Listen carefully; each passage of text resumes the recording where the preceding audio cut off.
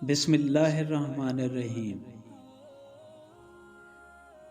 یہ وہ جملہ ہے جسے آج کل ہر دوسری لڑکی نے حفظ کر رکھا ہے۔ کچھ بڑے مولانا حضرات نے بھی سسرال میں بہو پر ہونے والی زیادتیوں کو ملحوظ رکھتے ہوئے اس جملے کو خوب تعلیم کیا ہے، مگر جہاں اس سے ایک خیر برآمد ہوا کہ مرد یعنی شوہر کو ایسی توقعات نہ رکھنے کا احساس ہوا، وہاں اس سے دوسرا کریہ تر شر بھی برآمد ہوا، وہ یہ کہ آج کی عورت یعنی بیوی نے اس رخت کو بہانہ بنا کر اپنے ساس سسر کی خدمت یا ان کی فرمانبرداری سے منہ پھیر لیا۔ محترمہ شریعت نے تو آپ کو اس بات کا بھی مکلف نہیں کیا کہ آپ لازمی راہگیروں، مسافروں، دور کے رشتہ داروں وغیرہ کے کام ہیں، لیکن ہر عملی مسلمان اس سب کا لازمی اہتمام کرتا ہے، کیونکہ دین یہی مزاج ہمیں دیتا ہے، یہی تربیت ہمیں فراہم کرتا ہے کہ ہر بوڑھے، ہر بچے سے محبت اور احترام کا معاملہ کریں۔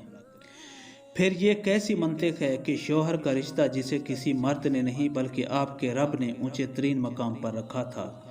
جس کی اطاعت و موافقت کو بطور بیوی آپ کی پہلی ذمہ داری بنایا تھا، اس کے بوڑھے والدین کی خدمت سے آپ یہ کہہ کر انکار کر دیں کہ شریعت مجھے اس کا مکلف نہیں کرتی، اسی کے والدین سے آپ بد تہذیبی سے پیش آئیں اور ان کے جائز مطالبوں کو بھی جوتے کی نوک پر رکھ لیں۔ کیسے بھول جاتی ہیں آپ کہ آپ کا شوہر اپنے ماں باپ کا بیٹا بھی ہے،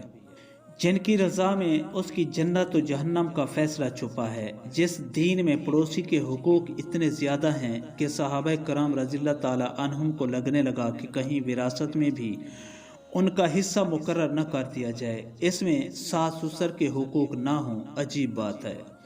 مانا کہ اس مرد کو بطور شوہر آپ کے حقوق کا پورا خیال رکھنا ہے، مگر بحیثیت انسان فطری طور پر وہ آپ سے کیسے خوش رہ پائے گا یا آپ کو عزت کیسے دے پائے گا کہ اگر آپ اس کے والدین کو ناراض رکھیں گی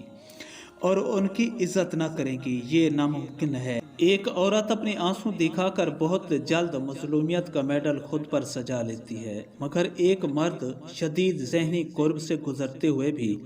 اپنی داخلی کیفیت کے درست اظہار سے محروم رہتا ہے۔ مجھے غلط نہ سمجھیں، میں سسرال میں کیے جانے والے مظالم اور حق تلفیوں سے بھی بخوبی آگاہ ہوں اور اس بات کا قائل ہوں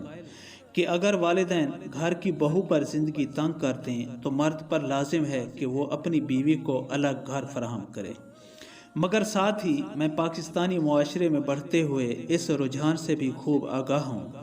جہاں ماں باپ کا درجہ دینا تو دور کی بات، ایک لڑکی اپنے ساس سسر کی بات کو اہمیت دینے کو بھی ذہنی طور پر تیار ہی نہیں ہوتی۔